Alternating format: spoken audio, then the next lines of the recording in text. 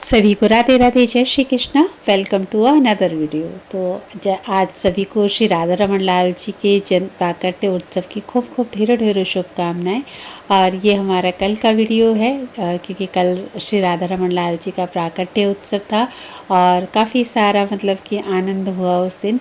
और उस दिन हमारी सेवा पूजा कैसी गई तो उसकी कुछ झलकियाँ मैं आपके साथ शेयर करूँगी इस वीडियो में। तो वीडियो में लास्ट तक ज़रूर से बने रहिएगा और वीडियो को एंड तक ज़रूर से देखिएगा। तो सुबह उठने के बाद में सर्वप्रथम जो कार्य होता है वो होता है घर की साफ़ सफाई करना, क्योंकि बिना साफ़ सफाई किए हुए मुझसे पूजा वगैरह नहीं हो पाती। पता नहीं क्या ये मेरे साथ दिक्कत है कि जब तक मैं पूरे घर की अच्छे से सफाई ना कर लूँ मुझसे पूजा होती ही नहीं है। और वैसे तो पूजा पहले कर लेनी चाहिए, परंतु फिर बाद में साफ़ सफाई करो और पहले पूजा कर लो, वो चीज़ मुझसे नहीं होती, पता नहीं क्यों नहीं होती अब। तो फिर इसी के बीच में देखो मैंने अपने जो थे कपड़े वगैरह वो भी मतलब रेडी कर लिए थे और नहाने के लिए नहाकर भी मैं आ गई थी।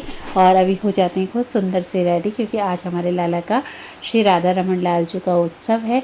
और श्री राधा रमन लाल जी का प्राकट्य कैसे हुआ था उसका मैं थोड़ा सा आपको अंश बता देती हूँ। जो जिन आचार्य ने उनको प्रकट किया था और जो उनकी सेवा करते थे, शालिग्राम भगवान के रूप में उनकी सेवा किया करते थे। और शालिग्राम भगवान से वे बहुत प्रेम करते थे और खूब अच्छे से खूब भाव से उनकी सेवा किया करते थे।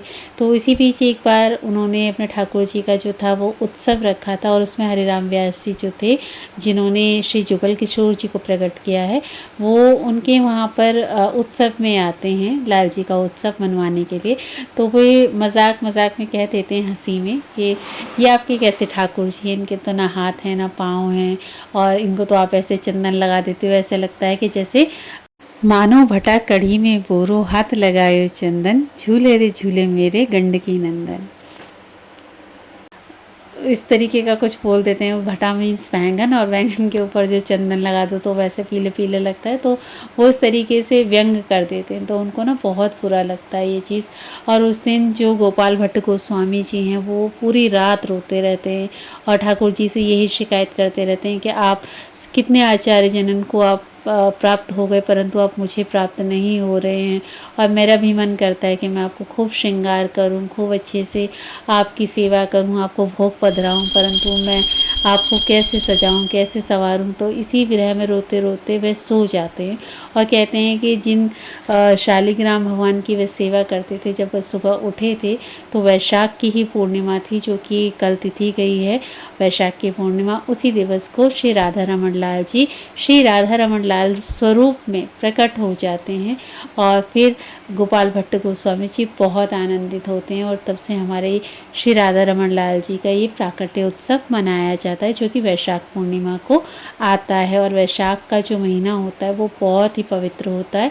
जैसे कार्तिक माह बहुत प्रिय होता है ठाकुर जी को, ऐसे ही वैशाख माह और माघ माह ये बहुत प्रिय होते हैं ठाकुर जी को। और इनमें की गई सेवा और दान पुण्य जो भी व्रत जप तप नियम जो भी होता है वो सब ठाकुर जी को बहुत प्रिय होता है। तो इस का बहुत महत्व है। वैसे तो देखो हर एक दिन का ही बहुत महत्व है, और क्योंकि सब दिवस ठाकुर जी ने ही बनाए, पर जिस दिन कुछ विशेषताएं होती हैं उस दिन ठाकुर जी अत्यंत प्रसन्न होते हैं। तो फिर मैंने भी आज सोचा था कि चलो जल्दी जल्दी लाला की सेवा करके और भोग प्रसादी लगा करके आज भोले बाबा को भी अभिषेक करने जाएंगे, जल अर्पित करने जाएंगे।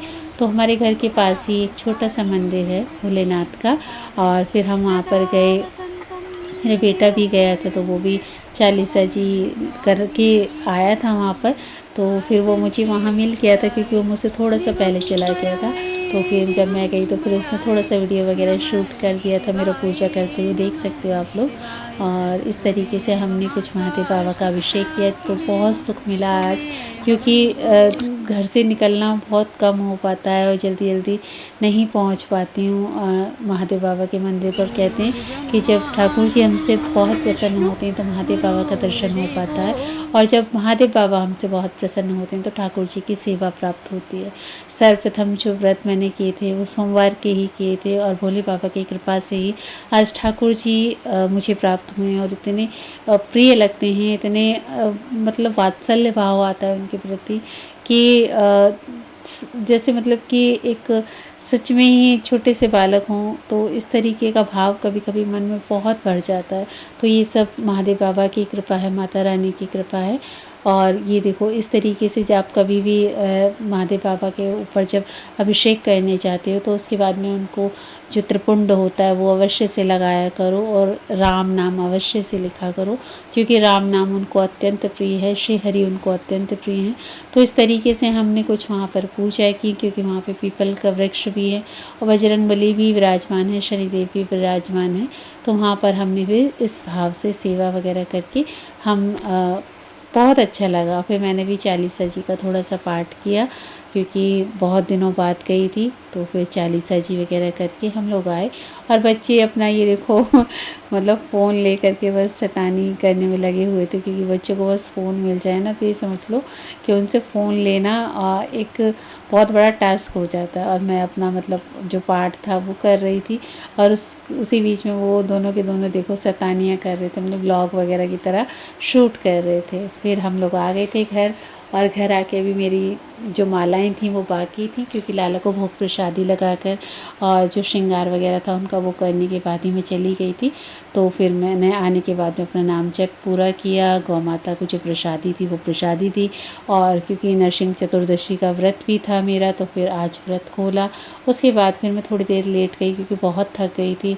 फिर शाम हो गई थोड़ी देर के बाद, तो देखो ये लाला के लिए लस्सी बना ली थी। और लस्सी बनाने के बाद में भी हम लाला की जो शाम की सेवा है उसको करने के लिए जाएंगे। तो अभी हम आ गए थे अपने मंदिर में, और मंदिर में आने के बाद में हमने ठंडी ठंडी लस्सी श्री जी और लाल जी को, मैया बाबा को भोग प्रसादी अर्पित कर दी थी। उसके बाद लगा दिए थे पट मंदिर के, क्योंकि थोड़ी देर पट लगाना ज़रूरी होता है पर्दे का, ताकि भगवान आपकी द्वारा दी गई वस्तु को जो है आरोग सकें, प्रेम से पा सकें। उसके बाद देखो मैंने सुंदर सुंदर से दीपदान किए थे, क्योंकि आज लाला का बहुत बड़ा उत्सव है।